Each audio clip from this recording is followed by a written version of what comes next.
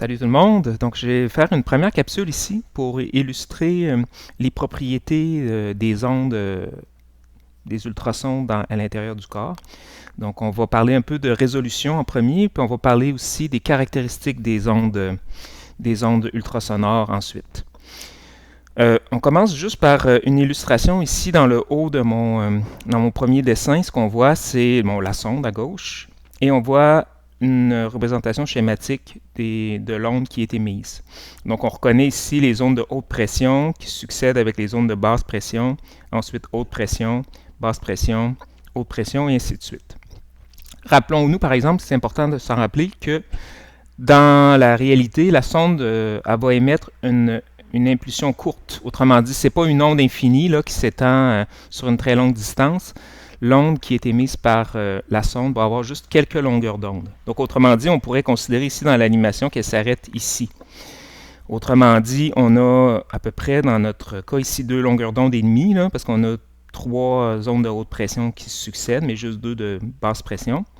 Donc, ce serait à peu près typique, en réalité, de l'impulsion émise par la sonde. La représentation qu'on voit là, en fait, je vais plutôt la représenter un peu différemment, l'onde, juste pour que ce soit plus facile à dessiner, puis aussi parce que ça va être plus facile à visualiser.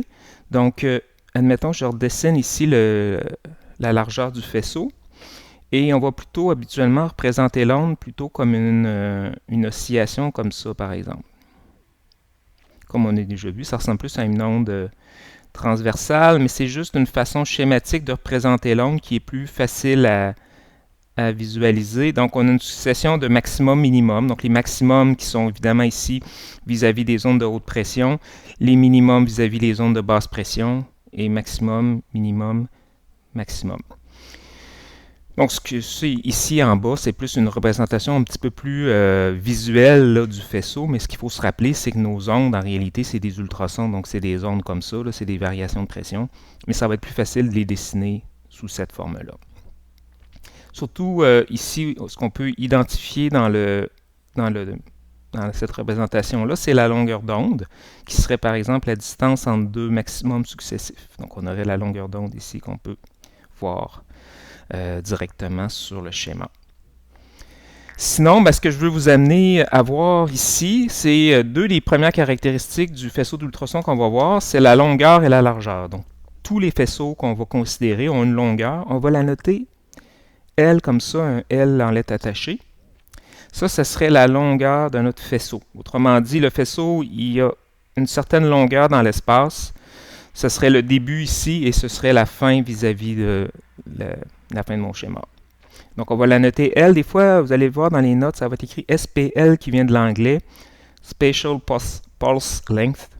Donc, c'est une autre façon de le noter, mais en réalité, on va plutôt utiliser la lettre L comme ça. Donc ça, c'est la longueur. Mais le faisceau a aussi une largeur, autrement dit, ici. Donc ça, juste pour la distinguer, c'est la même lettre, mais on va prendre pour la distinguer un L majuscule comme ça. Donc, autrement dit, ici, j'ai ma longueur dans cet axe-là, longueur du faisceau, et ici, j'ai la largeur du faisceau. OK, donc, juste pour les distinguer. OK, maintenant, on va parler de la résolution de l'image, en fait, qui vient des caractéristiques du faisceau. Donc, on va commencer avec la résolution axiale.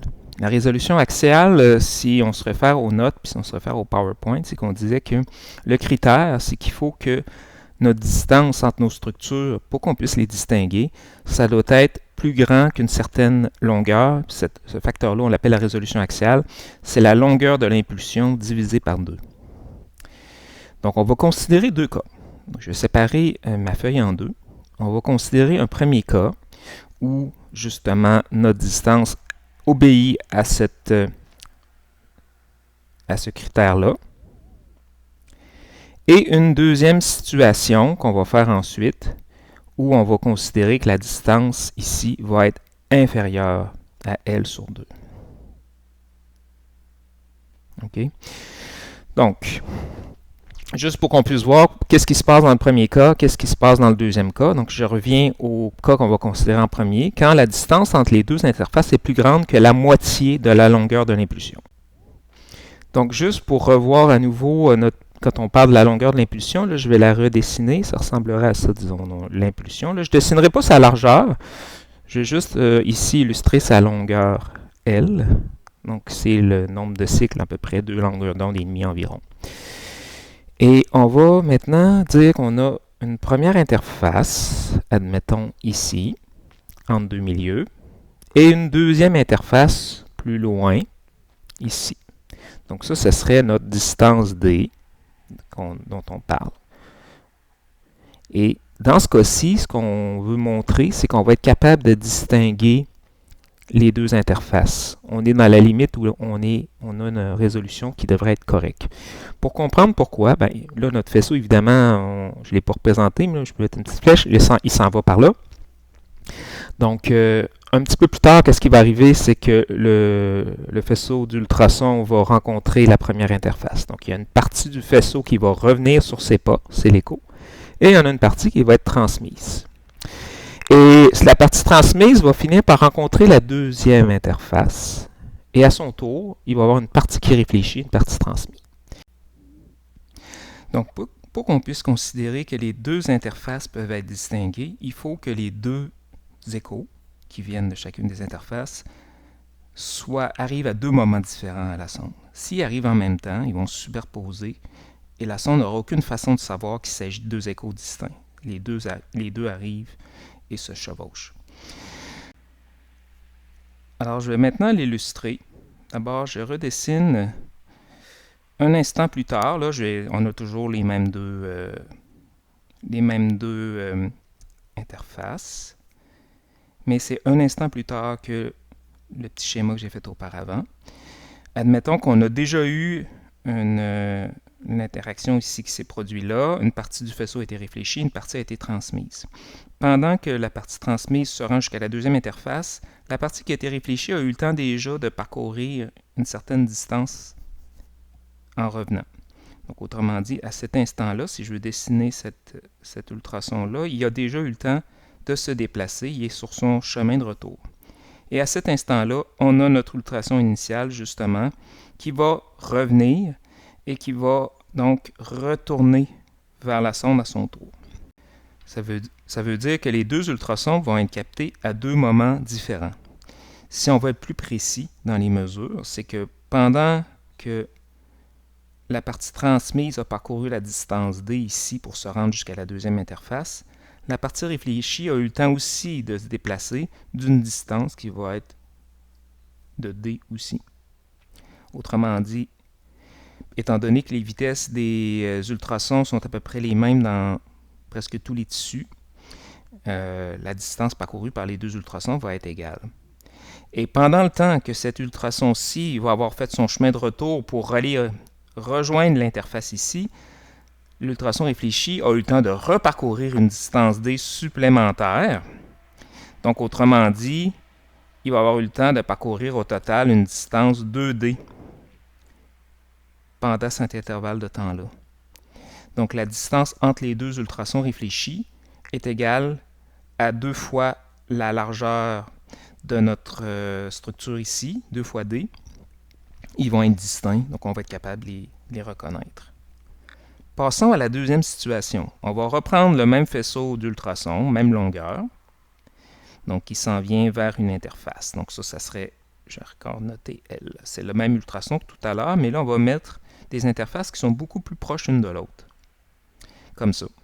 Donc la distance qu'on a ici, je vais encore la noter D, là, mais c'est une distance dans ce cas-ci qui est plus petite que la moitié de la longueur. Donc si on divise notre faisceau, autrement dit en deux, là, ici dans la moitié, ben, la distance D est encore plus petite que la moitié de cette longueur-là. Donc c'est pour ça que je l'ai mis aussi petite que ça dans l'animation. Maintenant, il va se produire la même chose à partir de là. Donc l'ultrason, une fois rendu à la première interface, on a notre premier écho qui va se produire ici. Pendant ce temps-là, la partie qui a été transmise va parcourir la distance D à son allée et à nouveau la distance d à son retour. Donc encore une fois, l'avance du premier faisceau sur le deuxième va être égale à 2d, comme on avait tout à l'heure.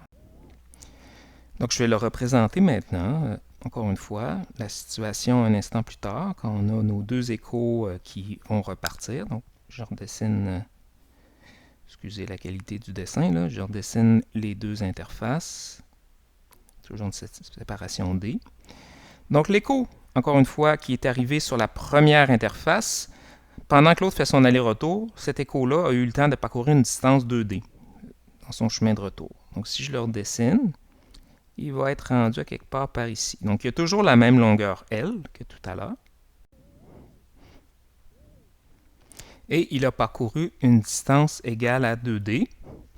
Donc là, je vais aussi le représenter ici. C'est la distance parcourue, le double de l'épaisseur de notre interface qui a été parcourue par cet ultrason-là. Et là, il y a l'autre ultrason qui repart. Donc, il est à une distance 2D derrière l'ultrason initial. Mais la distance 2D, c'est plus petit que la longueur L de l'impulsion. Donc, ça ressemble à quelque chose comme ça. Il est à 2D derrière le premier ultrason. Les deux vont se chevaucher. Donc, qu'est-ce que la sonde va capter? Bien, la sonde va capter la somme de nos deux ondes. Autrement dit, il va capter quelque chose qui va ressembler à ça. Donc, autrement dit, un seul écho. Les deux échos se chevauchent.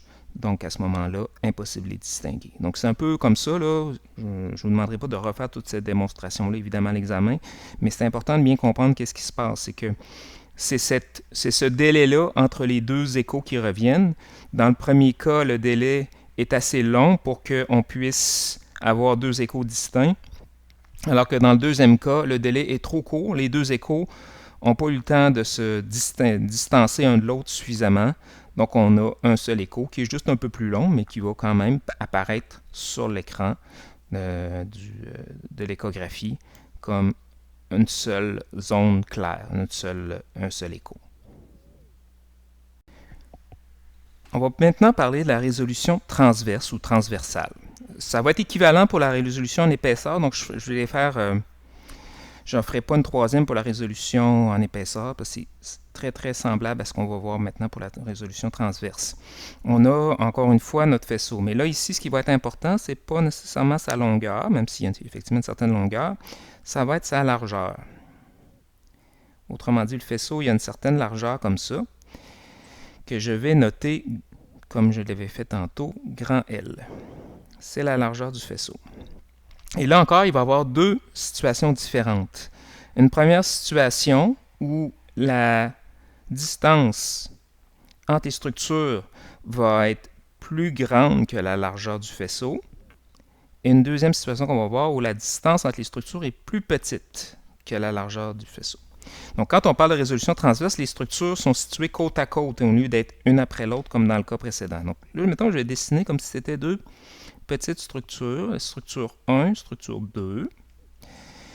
Et ce qu'on peut voir, c'est qu'admettons que le faisceau s'en vient comme dans mon dessin, le faisceau s'en vient comme ça, ben, il va rencontrer partiellement la structure 1, mais on voit qu'ici, la structure 2 est trop loin pour qu'on puisse qu'elle puisse retourner un écho à l'onde. L'onde ne rencontrera pas cette structure-là. Donc, ce qu'on va avoir comme écho, c'est quelque chose comme ça. Donc, l'écho va revenir. Il y aura une partie, évidemment, qui va être transmise, mais l'écho va revenir comme ça. Et il va provenir de quoi? Ben, il va provenir de la réflexion sur le milieu 1. Donc, le milieu 2, pour qu'on puisse le voir, ben, il va falloir, à ce moment-là, quand on scanne, là, quand on change la direction du faisceau, qu'il soit exactement vis-à-vis cette structure-là. Et là, il va y avoir un écho, mais il va être distinct du premier.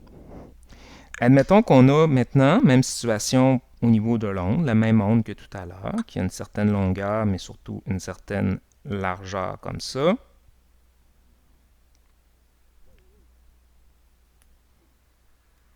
Et admettons qu'on a deux structures encore. Sauf que là, on va supposer que les deux structures, donc il y a une distance qui est plus petite que L. Donc, sont très, très proches l'une de l'autre. Donc, je vais les représenter comme ça. Substance 1, substance 2. Ils sont deux substances, deux structures différentes, mais la distance D qui les sépare est beaucoup plus petite ici que l'était tout à l'heure. Qu'est-ce qui va arriver? Évidemment, on s'en doute, quand l'écho va revenir, plutôt quand l'écho va rencontrer ces deux structures-là, il va être réfléchi par les deux structures, parce qu'il va les deux structures sont dans la largeur du faisceau. Donc, ce que ça veut dire, c'est quand l'écho va revenir, si je redessine un instant plus tard les deux mêmes structures que tantôt, l'écho va revenir comme ça, avec toujours la même longueur et même largeur, mais il va avoir été réfléchi par les deux structures. Autrement dit, aucune façon de savoir qu'il y en avait deux structures, il y a un seul écho qui va revenir. Donc, une seule région claire là, qui va être détectable sur l'image. Autrement dit, à ce moment-là, on ne sera pas capable de distinguer qu'il y en avait deux.